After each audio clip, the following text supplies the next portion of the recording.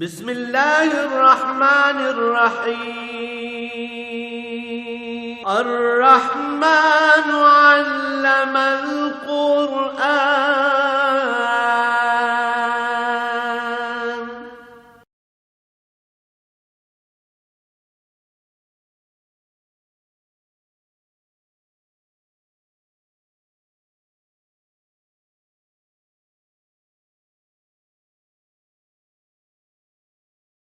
الحمد للہ رب العالمین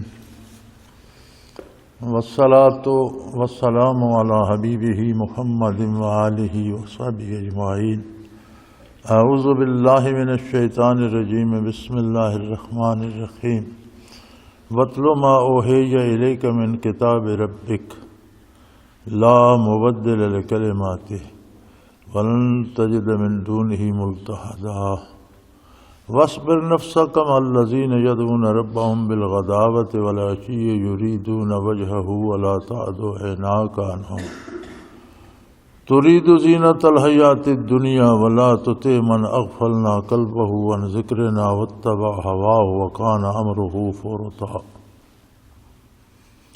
وقل الحق من ربكم فمن شاء فليؤمن ومن شاء فليكفر انا اعتدنا للظالمین نارا احاط بهم سرادقها وان یستغیثوا یغاثوا بماء کالمہل یشفی الوجوہ.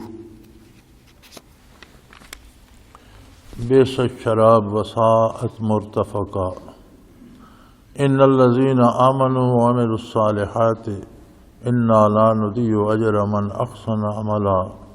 اولئک لهم جنات عدن تجری من تحتهم الانہار یحلون فیها من اساور من ذهب یلبسون ثیابا خضرا من سندس واستبرق متکئین فیہا علی الارائک نعم الثواب وحسنت مرتفقا.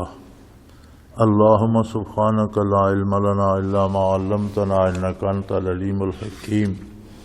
مولایا صلی وسلم دائما ابدا علی حبیبک خیر الخلق کلہم.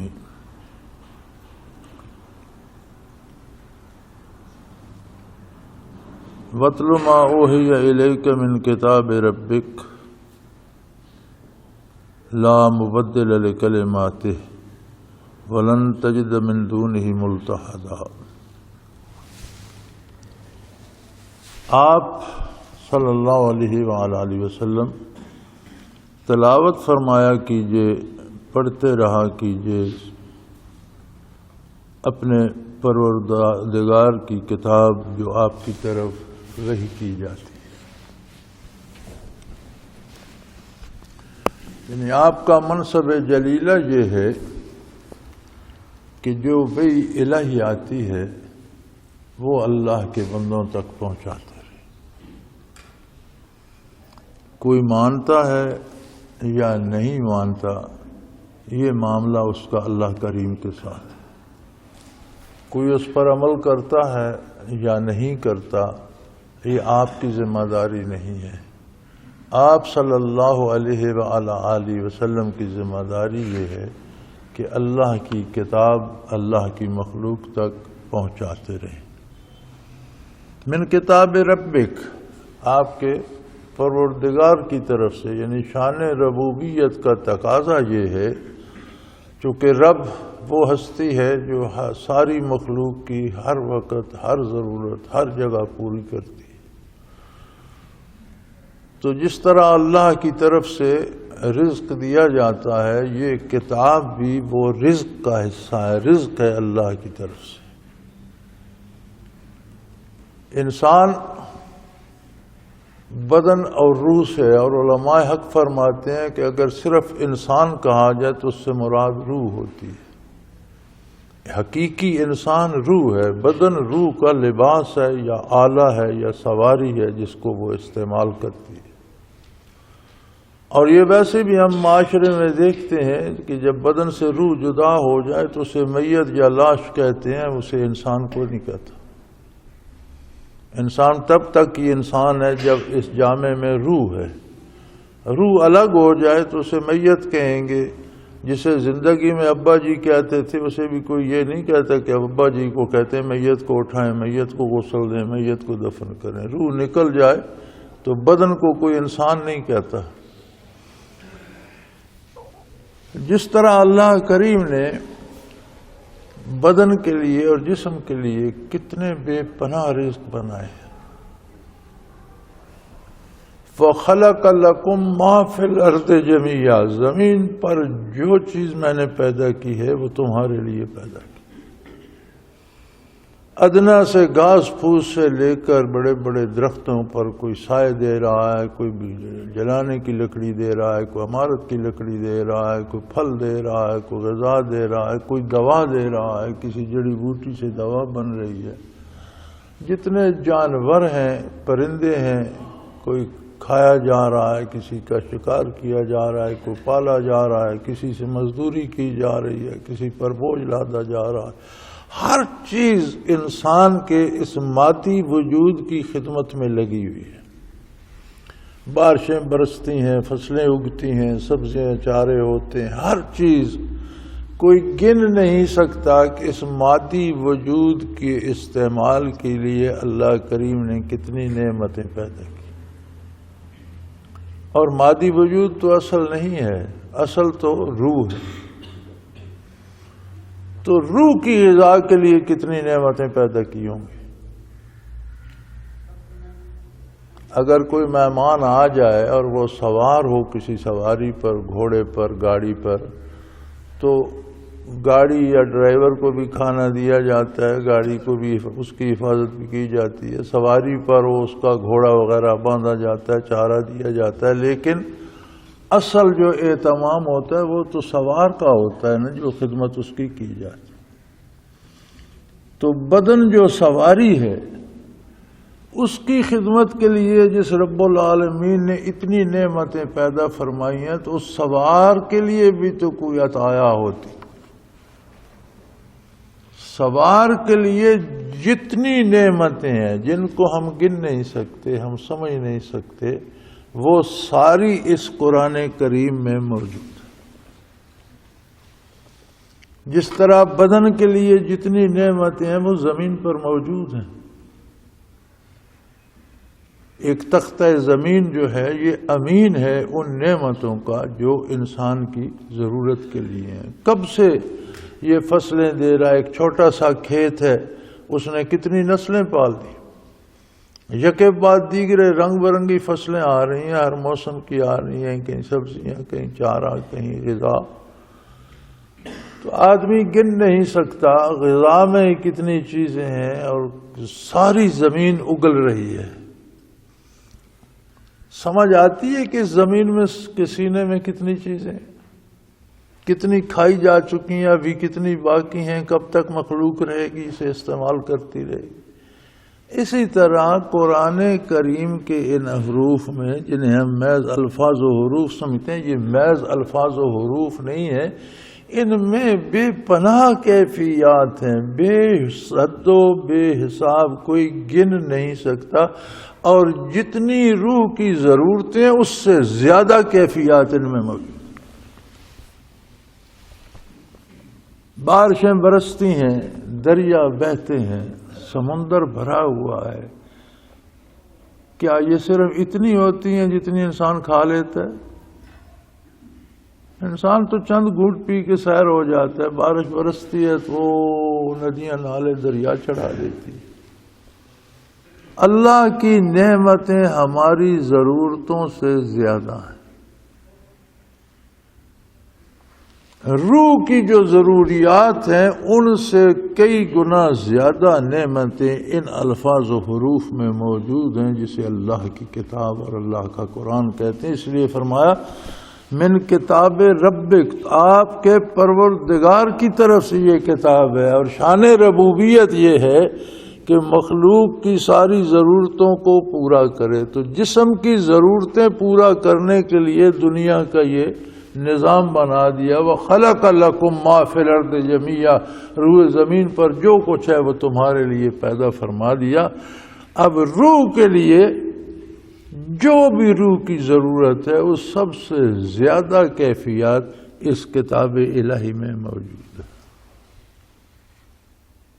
یہ الگ بات کہ ہمیں پڑھنے کی فرصت نہیں ہے۔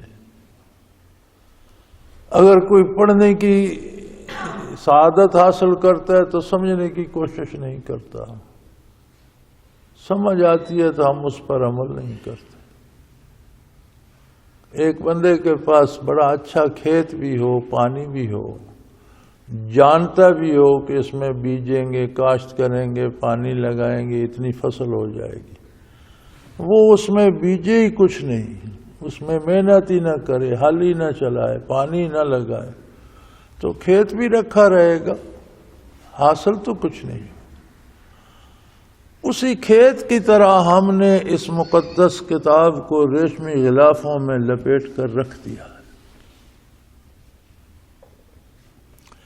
یہ زندگی کی دوا ہے، ہم اسے مرنے کے لیے پڑھتے ہیں۔ یہ مر رہا ہے، اس کے سرانے یاسین پڑھو۔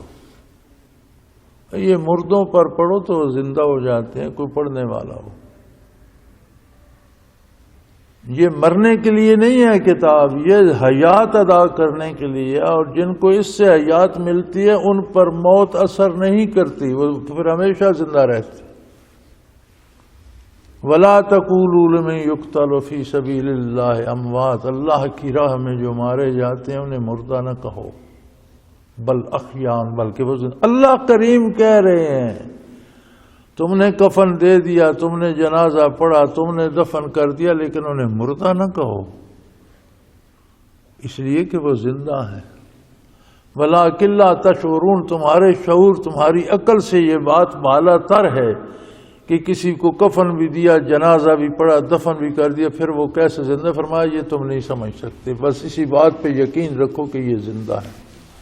اسی طرح اللہ کے مقبول بندے زندہ ہوتے ہیں گرچہ دنیا سے گزر جاتے ہیں، اور یہ وہ لوگ ہوتے ہیں جنہوں نے وہ حیات اس قرآن کریم سے پائی ہے، جنہوں نے روح کو وہ غذا دی جو اس قرآن کریم میں موجود ہے، جن کی ارواح نے حیات اختیار کر لی۔ روح پر موت نہیں آتی، موت بدن پر آتی ہے، اور موت کیا ہے؟ روح کا جو تعلق حیات دنیا کے لیے بدن سے ہے وہ منقطع کر دیا جاتا ہے۔ روح تو نہیں مرتی، روح تو باقی رہتی ہے۔ نہ نیک کی روح مرتی ہے، نہ بد کی روح مرتی ہے۔ گناہگار کی، کافر کی بھی روح پر موت نہیں آتی۔ کافر کی اپنے عذاب میں گرفتار ہو جاتی ہے، بدکار اپنی مصیبت میں پھنس جاتا ہے، لیکن جن روحوں کو زندگی میں قرآن کریم سے غذا ملتی ہے اور حیات جاوداں مل جاتی ہے، وہ مر کر بھی زندہ رہتے ہیں۔ تو جس طرح بدن کی ضروریات کے لیے بے پناہ نعمتیں زمین پر بکھیر دیں، اسی طرح روح کی غذا کے لیے فرمایا وَاتْلُ مَا أُوحِیَ إِلَيْکَ مِن کتاب ربک، آپ تلاوت فرمایا کیجئے جو آپ پر وحی ہوتی ہے آپ کے پروردگار کی کتاب میں سے۔ لا مبدل لکلماتہ، یہ اللہ کی کتاب ہے، اس کے کسی لفظ کو کوئی بدل نہیں سکتا۔ مشرکین مکہ جمع ہوئے، مشورہ کیا جائے؟ اس ایک بندے نے تو ہماری بیخ بن اکھاڑ کر رکھ دی، ہمارے باپ دادا کے مذہب کو ملیا میٹ کر دیا، ہمارے بتوں کو جہنم کا ایندھن بتاتا ہے، جن کی ہم پوجا کرتے تھے ان کو یہ فرماتا ہے یہ جہنم کا ایندھن ہے، تم بھی دوزخ میں جاؤ گے۔ کیا کریں؟ دو باتوں کی انہیں بڑی تکلیف ہوتی تھی، ایک اسی کفر و شرک اور بتوں کی برائی پر، دوسرے وہ کہتے تھے انہوں نے عجیب بات بنا دی ہے، جہاں ہم سردار بیٹھتے ہیں وہیں شہر کے غریب غربا اور مزدور اور غلام بھی بیٹھے ہوتے ہیں، اب یہ بھلا کوئی بات؟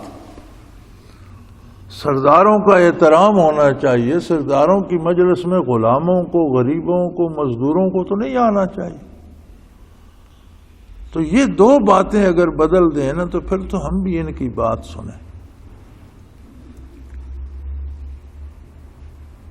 انہوں نے وفد بھیجا بارگاہ رسالت میں،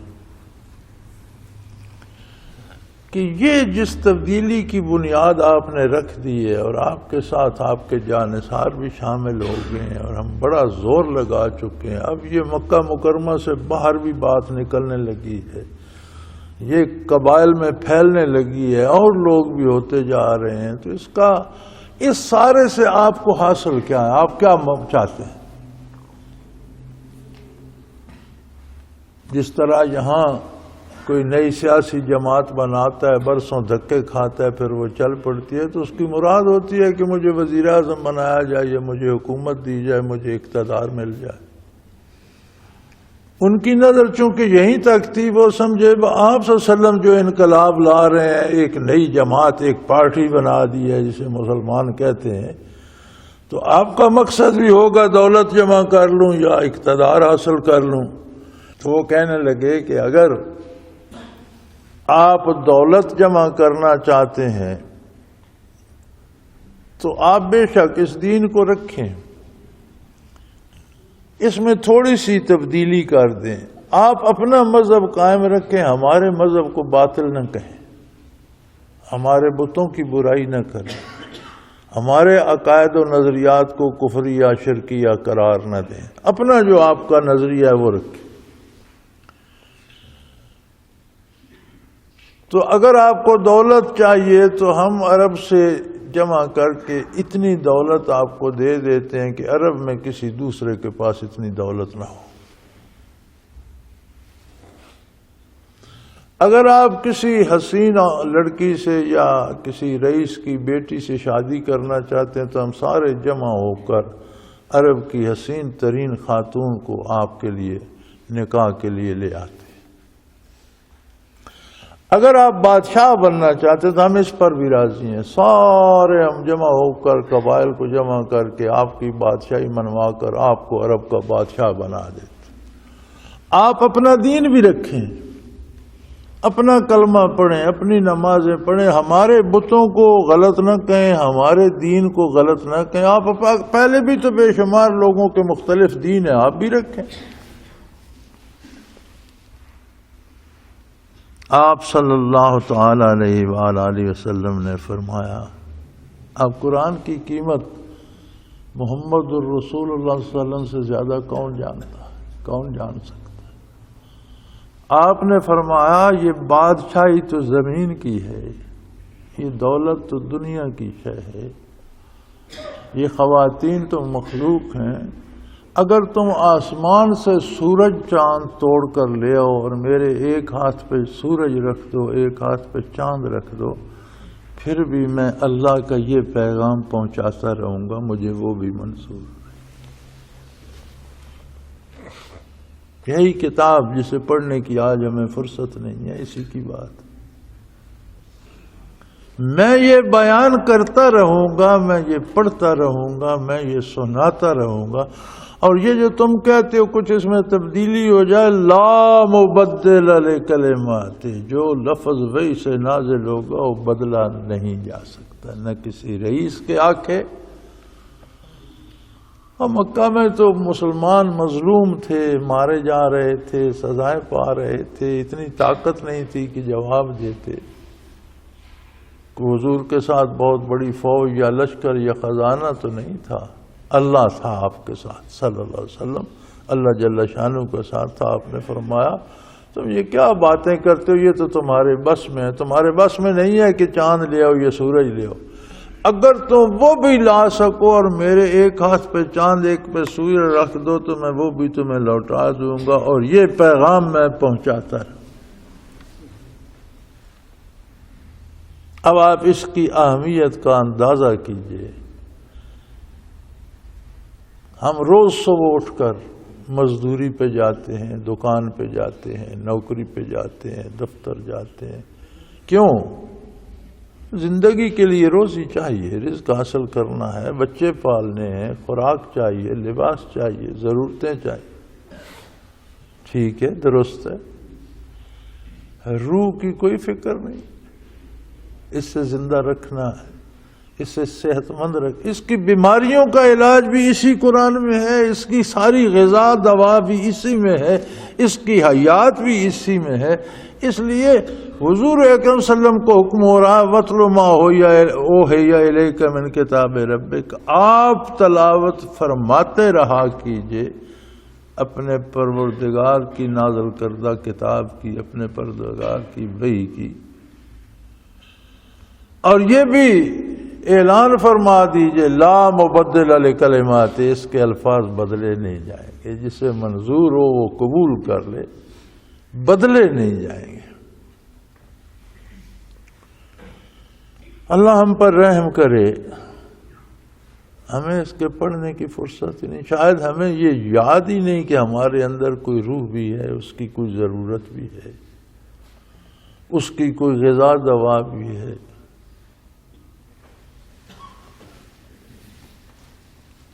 وَلَن تَجِدَ مِن دُونِهِ مُلْتَحَدًا، اور یہ لوگ جو وسائل تلاش کرتے پھرتے ہیں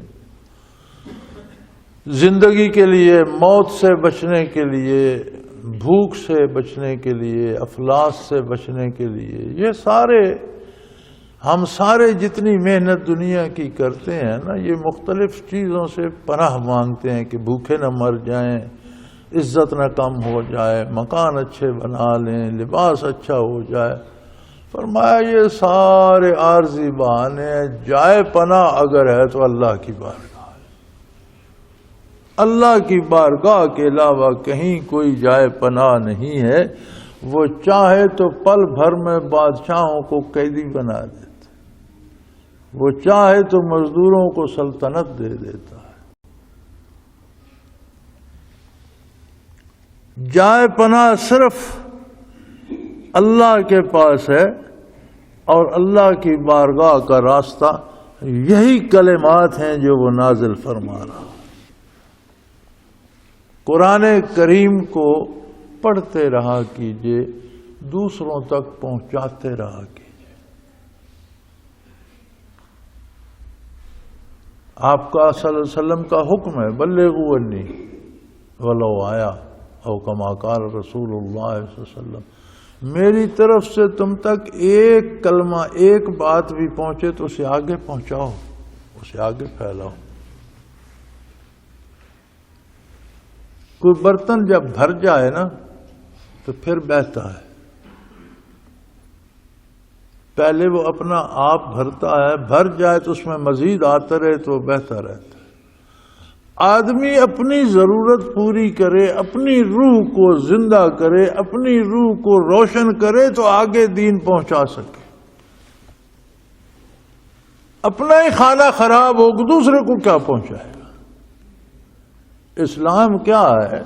اسلام یہ ہے کہ ہر مسلمان، ہر بندہ مومن نبی کریم صلی اللہ علیہ وسلم کی بارگاہ کا قاصد ہے، حضور کا پیغام انسانیت تک پہنچاتا رہے، کوئی مانے نہ مانے یہ ضروری نہیں ہے، یہ اللہ اور اللہ کے بندوں کے درمیان ہے، پہنچانا ضروری ہے۔ بھئی کون بانٹے گا؟ جس کے بچے بھوکے بیٹھے ہیں وہ کھانا بانٹے گا؟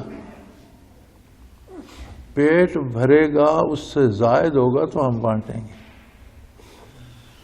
دین بھی اور روحانی کیفیات بھی اپنی روح منور ہوگی تو آگے بانٹیں گے نا۔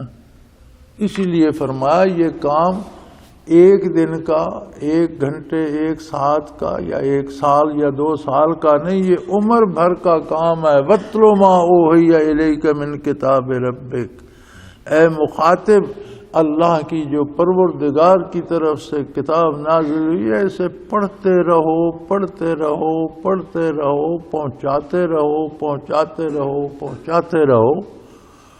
اور یہ یاد رکھو لا مبدل لکلمات، جس کو ماننا ہے جیسی نازل ہوئی ہے ویسا ہی مانے گا، کسی کی خواہش پر اس میں تبدیلی نہیں ہوگی۔ اور آخری بات یہ بھی ہے وَلَن تَجِدَ مِن دُونِهِ مُلْتَحَدًا، اس کے علاوہ اور کوئی جائے پناہ۔ یہ تو دنیا کی عارضی زندگی ہے، یہ چند لمحوں میں ختم ہو جائے گی۔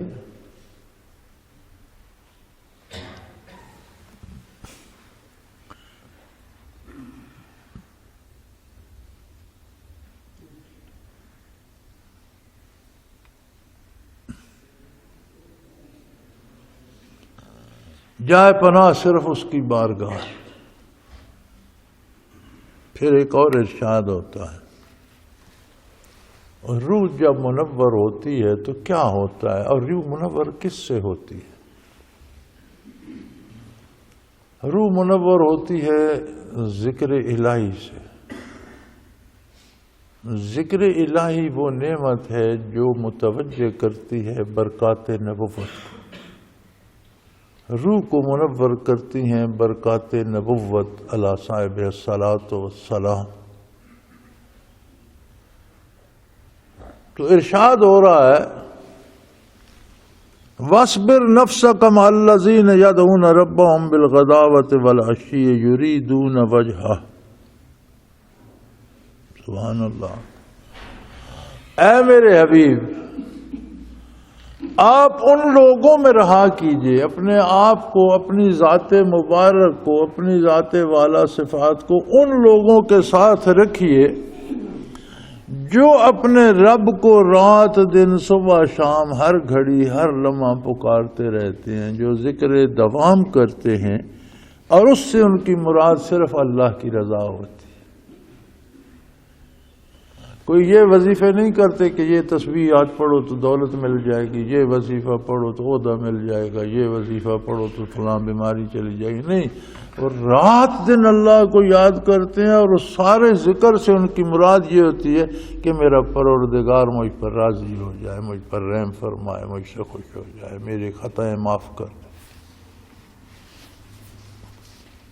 یدعون ربهم بالغداوۃ والعشی، جو صبح و شام یعنی الدوام ہمہ وقت اپنے پروردگار کو پکارتے ہیں، اس کی خوشنودی کے طالب ہیں، اس کی رضا چاہتے ہیں۔ ذکر کیا ہے اور ذکر کتنا ضروری ہے؟ ذکر حیات بھی ہے، حیات آفرین بھی ہے۔ ذکر ہی زندگی ہے، ذکر ہی زندگی دینے والا ہے۔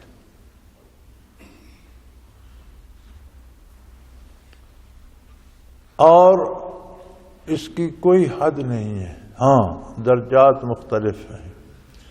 ایمان لانا بھی ذکر ہے۔ جو بندہ کفر چھوڑ کر اسلام میں داخل ہوتا ہے، یا بچہ مسلمانوں کے گھر پیدا ہو کر بالغ ہو کر ایمان لاتا ہے، یہ بھی ذکر ہے۔ ایک درجہ ذکر کا یہ بھی ہے۔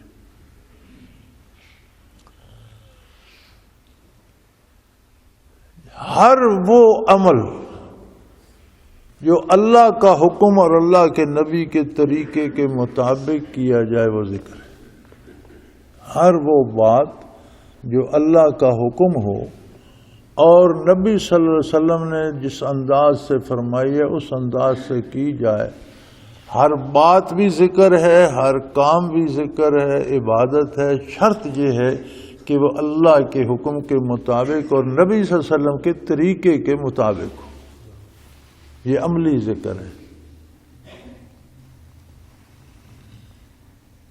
اب اس کے بعد قرآن کریم اس پہ بس نہیں کرتا کہ ایمان لائے ذکر ہو گیا کافی ہے، نہیں، اعمال شریعت کے مطابق ہو گئے ذکر ہو گیا کافی نہیں۔ وہ فرماتا ہے ذکر کثیر کرو اور الدوام کرو، یعنی اس میں انقطاع نہ آئے، اور زندگی میں جتنے کام کرتے ہو سب سے زیادہ کثیر تب ہوگا نا کہ جتنے کام ہم زندگی میں کرتے ہیں ذکر اس سے زیادہ کریں، پھر کثیر ہوگا، ورنہ جو کام اس سے زیادہ کریں گے وہ کثیر ہوگا۔ یہ ذکر کثیر کیسے ہو سکتا ہے؟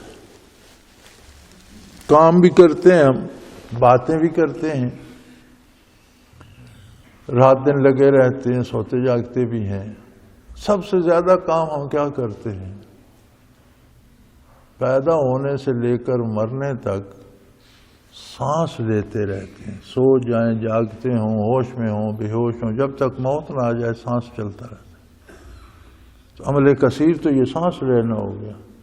فرمایا نہیں، عمل کثیر یعنی اس سانس لینے سے بھی زیادہ ذکر الہی کرو۔ دل کی دھڑکن ہے، ماں کے پیٹ سے شروع ہوتی ہے اور موت پر جا کر ختم ہوتی ہے۔ جتنا عرصہ کوئی زندہ رہے چلتی رہتی ہے، تو عمل کثیر تو یہ ہوگا، فرمایا اس سے زیادہ ذکر اس سے زیادہ ہونا چاہیے، ذکر کثیر ہونا چاہیے۔ وہ کیسے ہو گئی؟ برکات نبوت کا اثر یہ ہے کہ صحابہ کرام کے بارے قرآن کریم میں ارشاد ہوتا ہے، ثم تلین جلودہم وقلوبہم الی ذکر اللہ، ان کا ہر باڈی سیل اور ان کے قلوب ذاکر ہو، وجود کا ہر ذرہ، وجود کا ہر سیل ذاکر ہو گیا، قلوب بھی ذاکر ہو۔ قلب ایک لطیفہ ربانی ہے، اس لیے قلب کو بدن میں شامل نہیں کیا گیا۔ ایک تو قلب یہ دل ہے نا، مادی گوشت کا لوتھڑا، اس کے اندر عالم امر کا ایک لطیفہ ربانی ہے جسے لطیفہ قلب کہتے ہیں، انگریزی میں اسے سٹل ہارٹ کہتے ہیں، اس کو ہارٹ کہتے ہیں، اسے سٹل ہارٹ کہتے ہیں۔ وہ لطیفہ ربانی وہ بھی ذاکر ہو گیا، ہر باڈی سیل ذاکر ہو گیا۔ کتنے سیل ہیں ایک وجود میں؟ آج کا جدید سائنسدان کہتا ہے کہ ہر وجود میں 10 کھرب سیل ہیں۔ اگر کسی کا قد زیادہ ہے تو اس کے سیل بڑے ہیں، کسی کا قد چھوٹا ہے تو اس کے سیل چھوٹے ہیں۔ سیلوں کی تعداد 10 کھرب ہے۔ روئے زمین پر انسانوں کی آبادی اب لگ بھگ 6 ارب ہے۔ 100 ارب ملیں تو 1 کھرب بنتا ہے۔ انسان کے وجود میں جو سیل ہیں وہ 10 کھرب ہیں۔ جب وہ سارے سیل ذاکر ہو جائیں اور لطیف قلب بھی ذاکر ہو جائے، تب جا کر ذکر کثیر بنتا ہے، ورنہ باقی عمل کثیر رہتے ہیں، ذکر قلیل رہ جاتا ہے۔ قرآن کا مطالبہ یہ ہے کہ ذکر کثیر کرو، اور اپنے ارد گرد دیکھو کتنے لوگوں کو ذکر نصیب ہے۔ جو کرنے کا کام تھا وہ ہم نے چھوڑ دیا، جو اللہ نے اپنے ذمہ لیا تھا اس کی ہمیں فکر ہے۔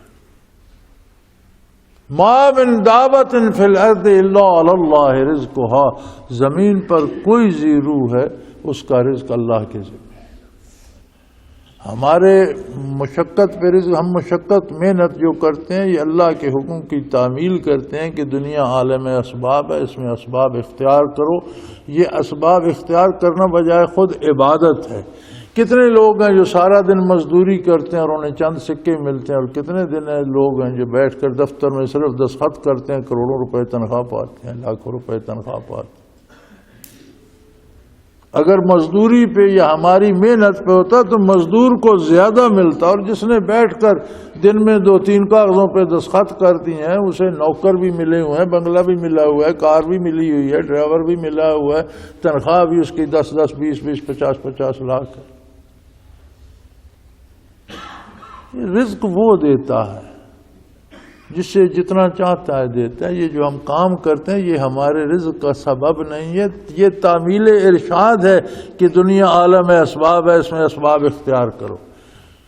اگر یہ عقیدہ سمجھ آ جائے تو پھر ناجائز اسباب اختیار کرنے کی ضرورت نہیں رہتی۔ ہم ناجائز اسباب، رشوت، چوری، زوری پہ کیوں جاتے ہیں؟ اس لیے کہ ہمیں اللہ پہ بھروسہ نہیں ہے کہ رازق وہ ہے، رزق اس، ہم سمجھتے ہیں ہم نہیں چھیننا ہے، چھین کر جمع کر لیں۔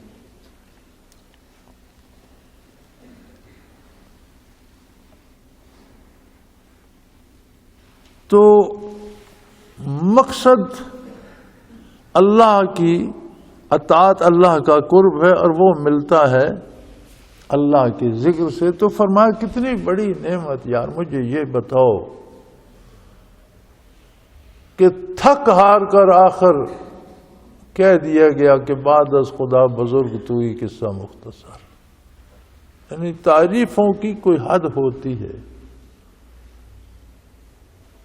کوئی حد مقرر نہیں کی جا سکتی۔ سادہ سی بات ہے کہ اللہ واحد ہے، لا شریک ہے، بے مثل ہے، بے مثال۔ اس کے بعد ساری کائنات میں اللہ کے بعد افضل ترین ہستی محمد الرسول اللہ وسلم ہے، بس اور کوئی تعریف نہیں کی جا سکتی۔ اب اس ہستی کو حکم ہو رہا ہے کہ میرے حبیب اپنے آپ کو ان لوگوں کے ساتھ رکھیے، کن لوگوں کے؟ جو ذکر کثیر کرتے ہیں اور ہمہ وقت علی الدوام کرتے ہیں، جن کے دل روشن ہیں، جن کے باڈی سیل ذاکر ہیں، جن کے وجود ذاکر ہیں، جن کا ذرہ ذرہ اللہ اللہ کر رہا ہے۔ آپ بھی اپنے آپ کو ان کے ساتھ رکھا کیجیے۔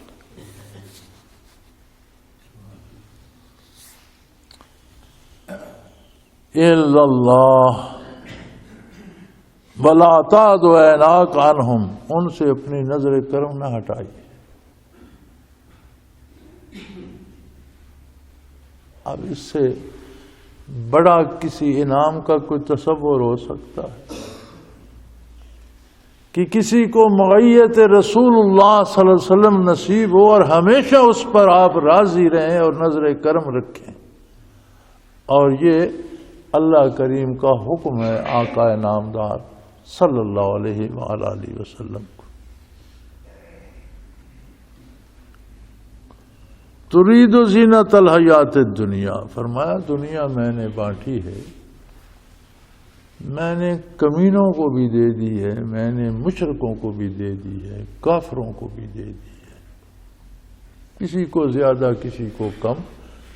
دنیا کی دولت، حکومت، سلطنت، ریاست، عہدے، اہمیت، اس کو آپ کوئی پرواہ نہ، اس کی کوئی اہمیت نہیں، آپ اس کی طرف توجہ نہ فرمائیں، اس سے کبھی آپ شمار میں ہی نہ لائیں۔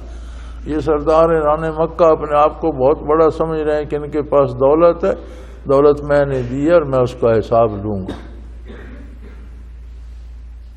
آپ کسی بڑے سے بڑے عہدیدار، بڑے سے بڑے رئیس، بڑے سے بڑے زمیندار، بڑے سے بڑے مالدار کی پرواہ نہ کیجیے، دولت ایک ہی ہے اور وہ میرا نام ہے، اور جو رات دن میرا نام لیتے رہتے ہیں آپ ان کے درمیان تشریف فرما رہیے اور ان پر اپنی نظر کرم ہمیشہ رکھیے۔ باقی یہ بڑے بڑوں کو رہنے دیجیے، ان سے میں سمجھ لوں گا، دنیا میں نے دی ہے، میں نے اس کا حساب لینا ہے۔ ولا تعد عیناک عنہم ترید زینت الحیات الدنیا، دنیا داروں کی پرواہ نہ کیجیے، کون ہے کون نہیں ہے، سب مٹی کی خوراک ہے، انہیں میرے پاس آنا ہے، اور جتنا اختیار ہے ان کے پاس، جتنی دولت ہے اس کا حساب دینا پڑے گا۔ پتہ تب چلے گا جب پوچھا جائے گا۔ یہ تو تب پکار کر کے کہیں گے کہ کاش میں گداگر ہوتا، فقیر ہوتا، یہ حساب میرے ذمہ تو نہ پڑتا۔ آج تو خوش ہیں کہ میں وزیر اعظم بن گیا، میں گورنر بن گیا، لیکن جب 20 کروڑ انسانوں کا حساب دینا پڑے گا کہ ان کے ساتھ کیا سلوک کیا، ان کے حقوق کتنے ادا کیے، ان کو کتنا تحفظ دیا، لگ پتہ جائے گا۔ آپ ان کی پرواہ نہ کیجیے۔ اور دوسری بات،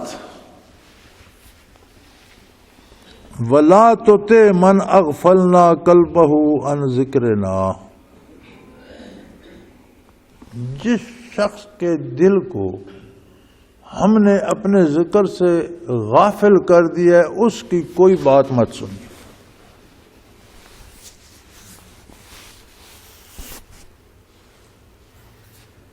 ہمیں زندگی بھر اللہ تو یاد آتا نہیں، ہماری راتیں تلاوت سے خالی، ہمارے دن تسبیحات سے خالی، ہمارے اوقات رکوع و سجود سے خالی، ہمارے دل اللہ کی یاد اور اس کے ذکر سے خالی، تو دعائیں بڑی لمبی مانگتے ہیں آپ، پھر کہتے ہیں میری سنی نہیں جاتی۔ وہ تو فرما رہا ہے اللہ کریم کہ میرے حبیب ایسے لوگوں کی جن کے دلوں کو ہم نے غافل کر دیا، یعنی ذکر نہ کرنا یہ عذاب الہی ہے۔ اللہ کریم ذکر کی توفیق نہیں دیتے جس سے ناراض ہو جائے، اور بندے کے کسی گناہ، کسی عمل، کسی نظریے سے ناراض ہو کر ذکر کی توفیق سلب کر لیتے ہیں، چونکہ یہاں غفلت کو اپنی طرف فرمایا، وَلَا تُطِعْ مَنْ أَغْفَلْنَا قَلْبَهُ عَنْ ذِكْرِنَا، جس کے قلب کو ہم نے اپنے ذکر سے غافل کر دی، آپ بھی اس کی کوئی پرواہ نہ کی۔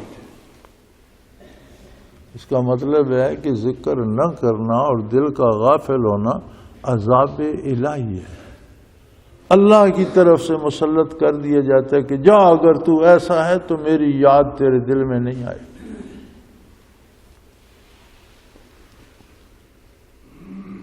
اور جب میری یاد دل میں نہیں رہتی، جب میں دل کو اپنی یاد سے محروم کر دیتا ہوں، تو پھر کیا ہوتا ہے؟ وَاتَّبَعَ هَوَاهُ، وہ انسان خواہشات نفس کی پیروی میں لگ جاتا ہے. وَكَانَ أَمْرُهُ فُرُطًا، اس کا کام پھر حد سے گزر جاتا ہے. پھر اسے نہ عزت بےزتی کی ہوتی ہے، نہ نیکی بدی کی ہوتی ہے.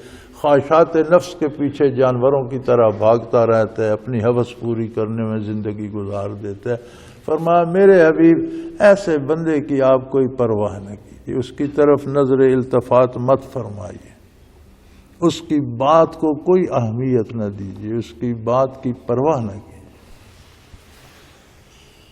اللہ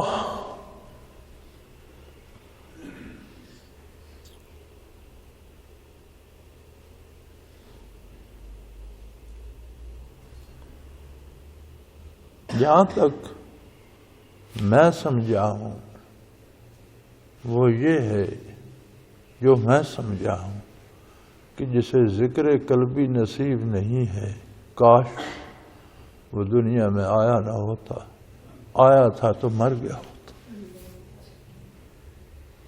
اس کے سوا کوئی جائے پناہ نہیں. عجیب ہیں لوگ جو اس کی ضرورت ہی نہیں سمجھتے، جو اس کی پرواہ ہی نہیں کرتے، زندگی گزار جاتے ہیں. قرآن کریم جو فرما رہا ہے اور اس سے جو میں سمجھ رہا ہوں، اپنی اپنی سمجھ ہوتی ہے. میں نہ عالم ہوں، نہ مفسر، نہ محدث، نہ میرا کوئی مفتی، نہ کچھ بھی نہیں، ایک عام آدمی ہوں. اللہ کا احسان ہے، قرآن کی باتیں اللہ سمجھا دیتا ہے، سمجھ آ جاتی ہے. جو مجھے سمجھ آتی ہے وہ یہ ہے کہ جسے ذکر نصیب نہیں ہے، کاش وہ ہوتا ہی نہیں. اس کے پاس روز محشر کوئی جواب نہیں ہوگا کہ کیوں اس نے ذکر نہیں کیا. ذکر الہی سے مراد اپنی بڑائی نہیں ہے، کرامات کا حصول نہیں ہے، مستجاب الدعوات بننے کا کوئی اس میں نہیں ہے. ذکر الہی سے مراد صرف رضا الہی ہے کہ اللہ کریم راضی ہو جائے. اس لیے کہ ہم اس کی بے پناہ نعمتیں استعمال کر رہے ہیں. کتنی یہ نعمتیں اس کی ہیں جو ہم جانتے ہی نہیں لیکن استعمال کر رہے ہیں. صرف ایک ہوا جس میں ہم سانس لے رہے ہیں، 80 برس، 100 سال جس میں ہم سانس لیتے رہتے ہیں، چند لمحے بند ہو جائے تو پتہ چلتا ہے.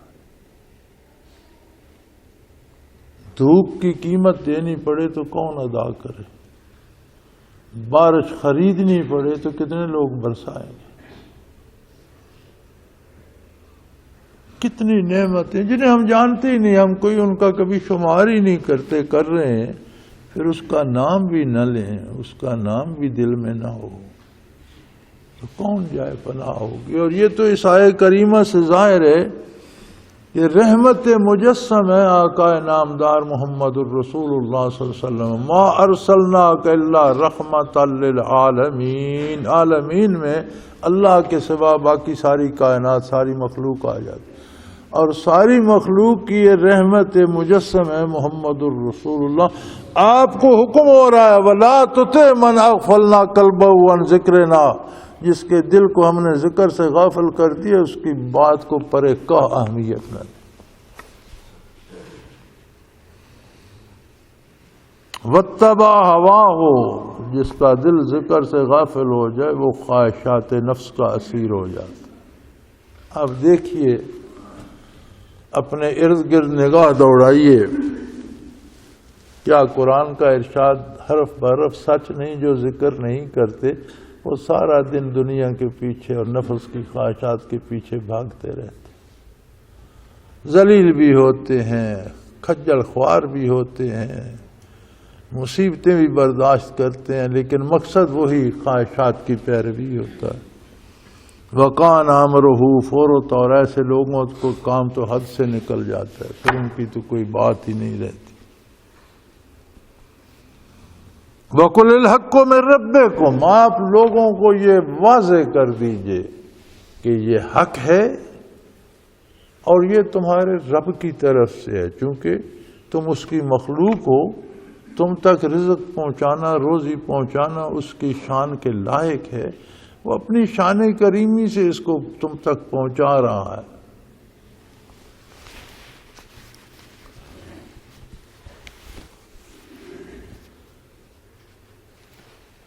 میدان عرفات میں یہ آیہ کریمہ نازل ہوئی، الیوم اکملت لکم دینکم واتممت علیکم نعمتی ورضیت لکم الاسلام دینا، آج تمہارا دین مکمل ہو گیا، اللہ نے اپنی نعمتیں تم پر تمام کر دیں اور تم سے دین اسلام پر اللہ نے قبول کر لیا، اسلام پر رسول۔ جب یہ حضور اکرم صلی اللہ علیہ وسلم نے آیت کریمہ بیان فرمائی تو صحابہ کرام بڑے خوش ہوئے کہ سبحان اللہ، ہماری زندگی میں دین مکمل ہو گیا، ہم کو پورے دین پر عمل کرنے کی توفیق ہو گئی۔ کتنے تھے جو کتنے احکام نہیں آئے تھے تو دنیا سے پہلے رخصت ہو گئے، ان پر عمل انہوں نے نہیں کیا۔ ہم خوش نصیب ہیں، دین مکمل ہو گیا، قرآن مکمل ہو گیا، ہم اس پورے پر عمل کریں گے، اللہ کی عطا، اللہ کی مہربانی سے بہت خوش تھے۔ تو حضور کے سب سے قریب تر تو سیدنا ابو بکر صدیق تھے ہمیشہ سے، تو سب نے دیکھا ابو بکر صدیق کہاں ہیں، انہیں مبارک دیں۔ نظر نہ آئے، تلاش کیا تو اپنے خیمے میں بیٹھے تھے، منہ ایک کونے کی طرف تھا اور زاروں قطار رو رہے تھے۔ خدمت میں جو اصحاب حاضر ہوئے، عرض کی کہ آپ گریہ فرما رہے ہیں، معاملہ خوشی کا ہے، دین مکمل ہو گیا، اللہ کی عنایت ہم پر مکمل ہو گئی، اللہ کی نعمتیں تمام ہو گئیں۔ انہوں نے فرمایا میں رو اس لیے رہا ہوں، وہ رازدار نبوت تھے نا، میں رو اس لیے رہا ہوں کہ یہ دین پہنچانے کے لیے حضور تشریف لائے تھے، ورنہ یہ دنیا اس قابل کہاں کہ حضور یہاں تشریف لائے، یہ دنیا آپ کی شان کے لائق نہیں ہے۔ حضور یہاں تشریف لائے تھے یہ دین پہنچانے کے لیے، اور تم کہہ رہے ہو دین مکمل ہو گیا، تو میں دیکھ رہا ہوں اگر دین مکمل ہو گیا تو پھر حضور یہاں سے تشریف لے جائیں۔ کہاں سے بات سمجھی؟ اور وہی ان کی بات سچ ہوئی۔ پھر اس آیت کریمہ کے نزول کے بعد حضور نبی کریم صلی اللہ علیہ وسلم 80 یا 82 84 دن اس دار فانی میں رہے اور رفیق اعلیٰ کو تشریف لے گئے۔ سیدنا ابوبکر صدیق نے فرمایا کہ یہ دنیا اس قابل نہیں ہے کہ حضور اس میں جلوہ گر رہے، اگر دین مکمل ہو گیا تو مجھے فراق نبوی سطح میں دیکھ رہا ہوں کہ پھر حضور تشریف لے، اور وہی بات ہوئی۔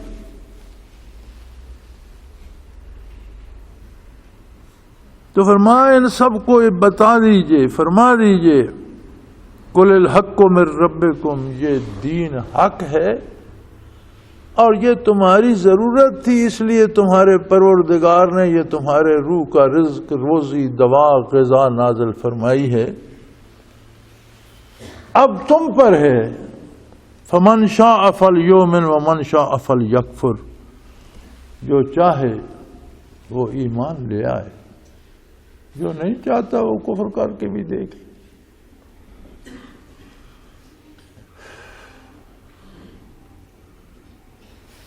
انشاءاللہ اللہ کریم نے توفیق دی تو اگلے جمعے بیان کریں گے، وقت نے ساتھ چھوڑ دیا ہے۔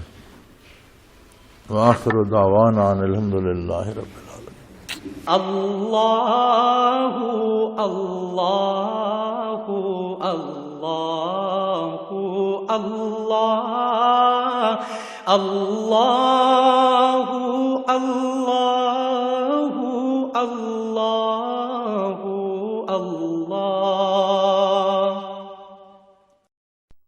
حضرت امیر محمد اکرم آبان مد ذلہ العالی دارالعرفان منارہ ضلع چکوال میں سالہ سال سے قرآن و حدیث کے اوپر خطابات کر رہے ہیں اور سلسلہ نقشبندیہ اویسیہ کے مطابق لوگوں کو ذکر الہی کی تربیت دے رہے ہیں۔